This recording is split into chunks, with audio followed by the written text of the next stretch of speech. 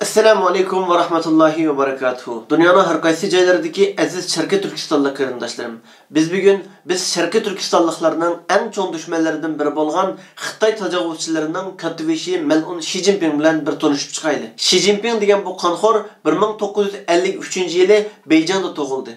Bu vaqtlarda Xi Jinpingning dadasi Mao Zedong degan badbaxtning eng sodiq va eng yaqin odamlaridan biri edi. 1949-yili Xitoy nurg'unlagan zaharxandlik va hilmekirlar bilan cho'ng g'alabani qo'lga keltirgandan keyin Xi Jinpingning dadasi Mao Zedong degan Xitoyning boshbakan yordamchisi va Xitoy xalq qurultiyining muavin raisi bo'lib nurg'unlagan xizmatlarni, vazifalarni o'tagan edi. 1963-yili, ya'ni Xi Jinping Xitoyning 10 yoshga kirgan yili Mao Zedong Xi Jinpingning dadasini o'ziga tahdid deb qarab partiyadan qo'g'lab chiqardi va Xi Jinping bilan qo'shib ularning oilasini tog'liq yezi kentlarga palib etdi. 1966-yili madaniyat inqilobi yuz berdi va Xitoy kommunistlariga tabe bo'lgan universitet o'quvchilari Mao Zedongga tahdid deb qaralgan Xi Jinpingning dadasiga o'xshash bir necha Xitoylarning uylariga hujum qilib, talon-taroj qildi va ularga tahdid soldi. Xi Jinping va uning oilasi yuz berayotgan fojialarga va voqealiklarga chidamay nurg'unlagan ruhiy besimlarni tortib oldi va Xi Jinpingning otasi o'zini o'ldirib oldi. 1968-yili,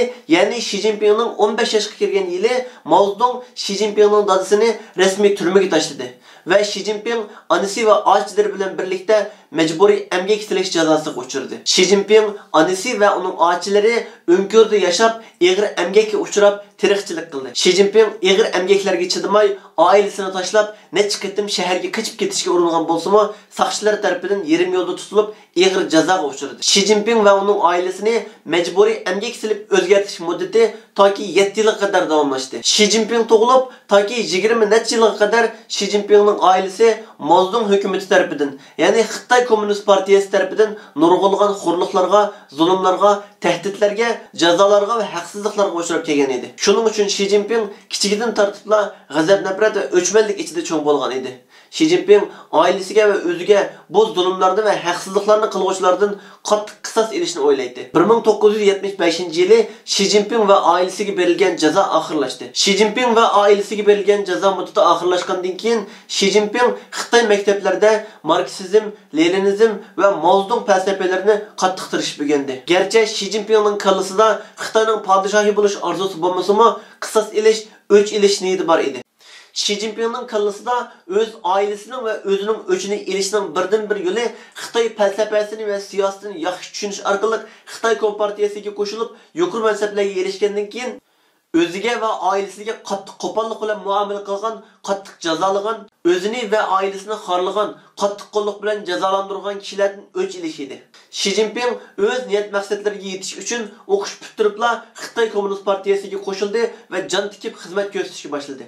Ve 1997-yili Xitoy Markaziy komitetining qo'shimcha a'zoligiga, 1999-yili Fujian vali yordamchiligiga ve 2000-yil bo'lsa rasmiy Fujian valiligiga tayinlandi. U yuqori mansablarga erishgan sari o'z g'azab nafratini yoshirishga boshladi. Chunki Xi Jinping bu vaqtlarda Xitoyni butunlay o'z changaliga kirgizoladiganligiga ishonishga boshlagan edi. Xi Jinping 2007-yili Xitoy Kommunist partiyasining 9 kishilik boshqarish hay'atiga qo'shildi va 2012-yili rasmiy Xitoy tajovuzchilarining eng cho'ng katibishi bo'lib tayinlandi. Xi Jinping butun Xitoyni o'z changaliga kirgizib olgan edi.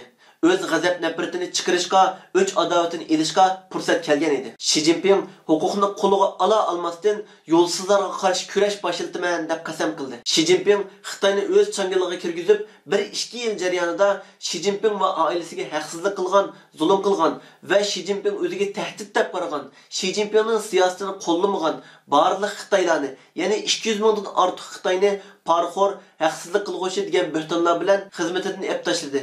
Nurg'unlarning mol-mulkini musodir qildi.